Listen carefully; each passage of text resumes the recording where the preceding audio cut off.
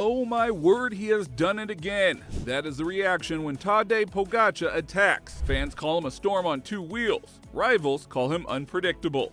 The crowd loses it, the commentators scream. Because this guy, he doesn't wait. He writes history while others watch. From cobbles to climbs, gravel to chaos. Every time he goes, it is goosebumps. But out of all of his savage strikes, which ones stand above the rest? Let's break down Pogačar's most iconic attacks ever. And trust me, you're gonna want to relive every second. And with just under a kilometre still to go of one of the most famous climbs, the most iconic climb in fact in the whole of Wallonia, Pogačar seated, decided to accelerate, and accelerated away. Was it too early to follow him? Did anyone else have the legs? We're about to get the answer.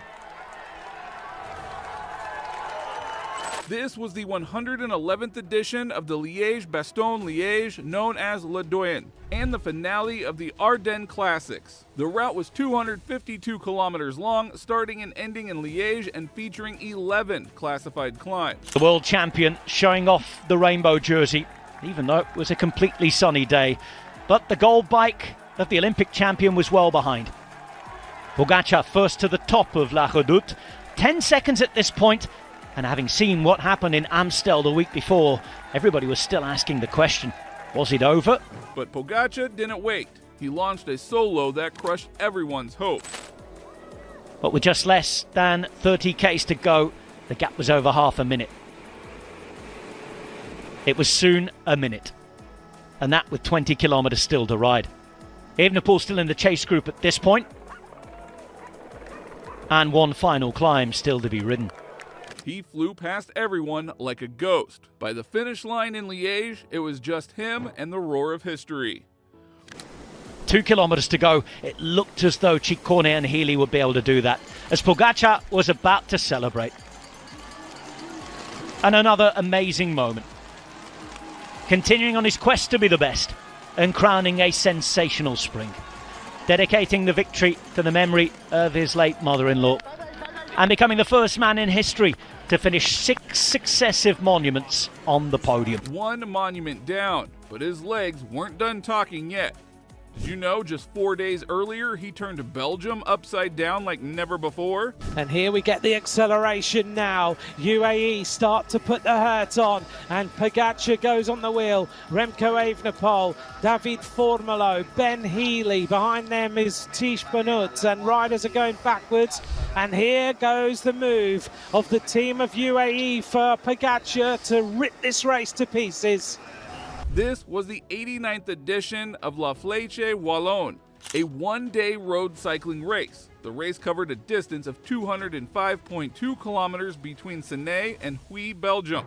We're at the top of the climb now. We take the right-hander, so it's all going to be about the Mur de Huy. And just sitting, and now starts to go forward. Attack of the world champion. Pogačar starts to move on the descent. Remco Evenepoel trying to come through, and UAE trying to set things up now for Pogačar. The defining feature of the race is the steep final climb up the Mur de Huy with gradients exceeding 20%.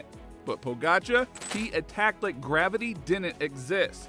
Riding well within himself, and here he goes. Here he goes, here he goes, he goes now and attacks. The world champion just rides away and leaves the best bike riders in the world for dust. Healy made a move on the right-hand side, but the world champion has just stamped his authority all over this race and just ridden away as though everyone else has their... 10 seconds, clear at the top. There is no answer right now. The world champion cruising his way to the top of this climb. It has been a perfectly executed... No drama, no panic, just pure climbing poetry. Today, this time, Pogačar rides solo to the top of the Mur de Huy. It is the world champion who wins Flèche Wallonne.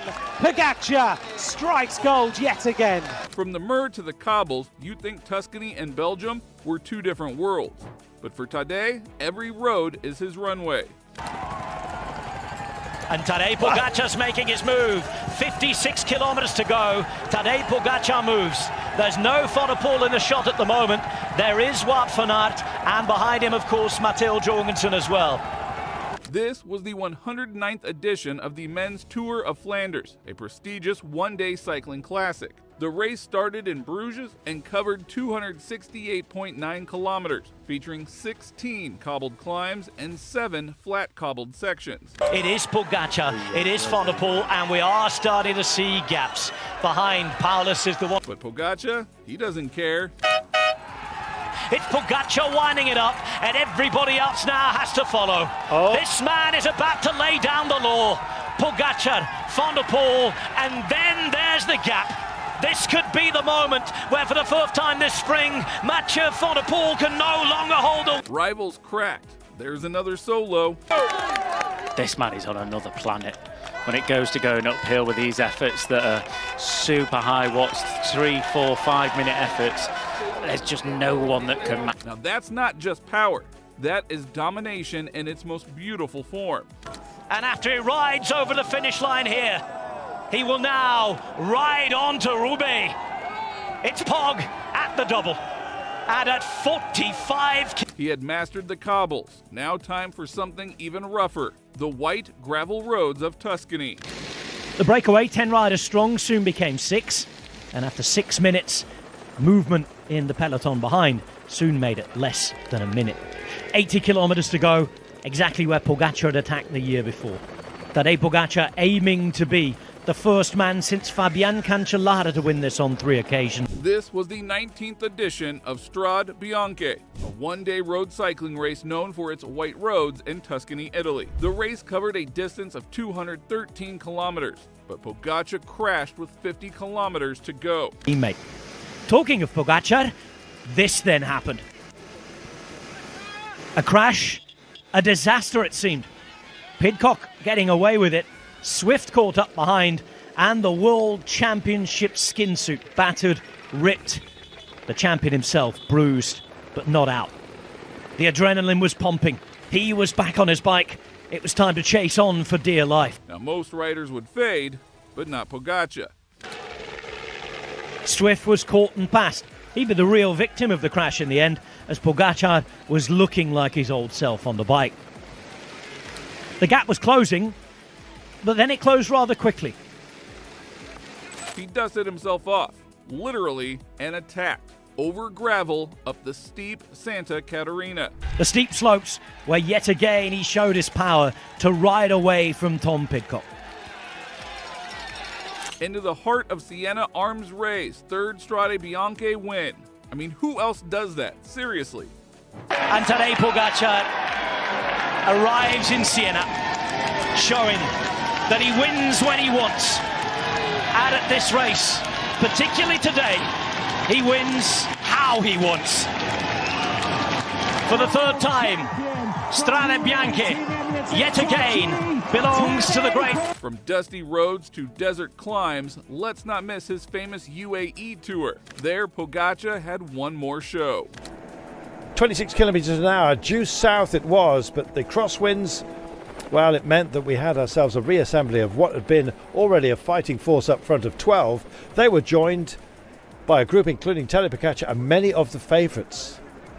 This was the 7th and final stage of the UAE Tour 2025. The stage covered 176 kilometers, from Al Ain Haza bin Zayed Stadium to Jebel Hafiti. Indeed, now it became a super group with Tadej Pogacar part of a 43-rider breakaway that started to impose itself on those that had missed out. Jebel Hafiti is a significant climb, approximately 10 kilometers long, with gradients that mainly range from 8 to 9% and peak at 11%. All about Jebel Hafit, and indeed how the attrition rate would reveal itself to us. Tadej Pogacar called for pace. He had 2 men to burn down, not Jay Bine, you understand, but Harrogats certainly was to be the last man standing. Pogacar didn't wait. He soared past the pack like it was a casual group ride. On the deck earlier on, as we mentioned, white jersey was not going to be a major function at the very end. Functioning is one thing, delivering is another, and Tadej Pogacar absolutely went for it. Trying to stay with him, Ciccone. Also along for the ride was Oscar Onley from Picnic Post NL. Everybody else looked like they'd been caught out at this time. How would they function? Finn Fisher-Black trying to... Once again, zero doubt ruled the road. Meanwhile, with 1,400 metres to go, into the little dish towards the reception area went this man. And what a dish it turned out to be. A 5-star menu, as always. Now, you've seen him rule the climbs, the cobbles, the gravel. But the rainbow jersey, that's the dream. And in Rwanda, it got real. And here goes the Slovenian superstar. Pogačar has absolutely flown now on this climb.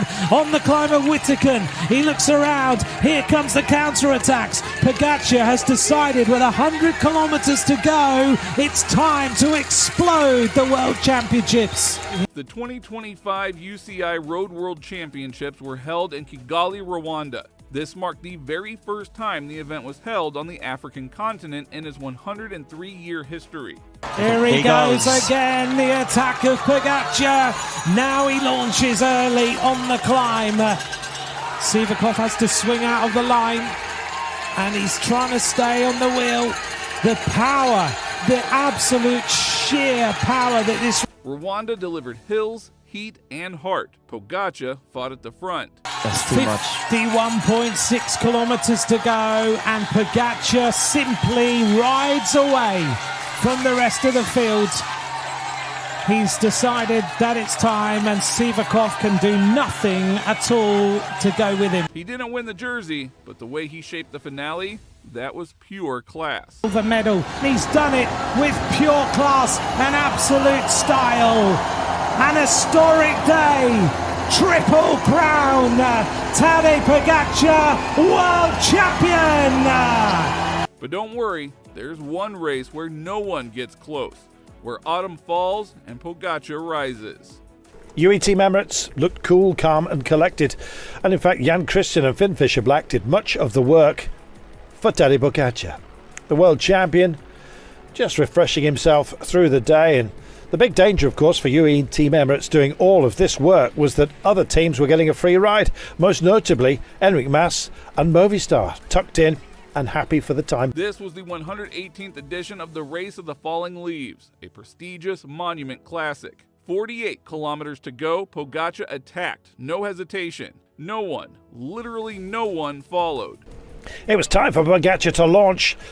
Well, the golden helmet of Remco Evenepoel looked around to see who else might be tempted to try and close the gap, and the answer was nobody. He just rode and rode and rode for his 4th straight 2 Lombardia title. Pogačar came to the last couple of curves. He knew the day was his. He also knew that this would be 4 Lombardia in a row, something only achieved by Fausto Coppi, who has 5 to his name. Crossed the line to stop the clock before lifting up his bike in celebration. Tadej Pogačar in charge, as he has been for much of the season. The last to do that, Fausto Coppi. Now that's not just a win, that there is legacy. Now let's rewind. Before gravel, before the rainbow chase, there's a moment that defined Pogačar's never look back mindset. 7 went away, but with Tom Scringe in the mix, that will be brought back. Then 5 riders rocked the road, already brought back with 100 k's to go. And UAE Emirates setting the pace on the front with 93 kilometers remaining. Tadej Pogačar racing for the first time this season. This was the 18th edition of the iconic White Roads Classic in Tuscany, Italy. Covering 213 kilometers, 81 kilometers, that is how far he rode alone. Tim Wellens pulling things on the front, the rain lashing down, biblical conditions for a very special rider. Tadej Pogačar did make his move then and left spectators open-mouthed. Quickly pulling out 30 seconds, nobody able to react behind, and having seen that the competition wasn't the longest, gutsiest solo of the year, Pogačar didn't just survive, he aced it. Christophe Laporte was the best of those in Visma Lease bike colours at that point. Pogačar went on to the new circuit, able to enjoy the atmosphere. Not quite job done, he still had to get to the finish, but he was well ahead. Here comes the defining moments, the famous cycle lifting moment. But this was a performance so brutally good that it killed the competition and at times the spectacle. But nevertheless, it was something to remember. Pogačar with a performance for the history books. A chance to celebrate, realise what he'd done, and after he climbed Via Santa Caterina smiling, the place where normally it's a launch pad for those to really take their career to the stratosphere. He'd already done that previously. This was something extra special. So which one of these gave you the chills? Was it the moor, the gravel, or the white road in Tuscany? Let me know down in the comments, because legends like Pogačar make us all believe in the impossible. Click on the screen right now for the next video, as you won't believe what is coming.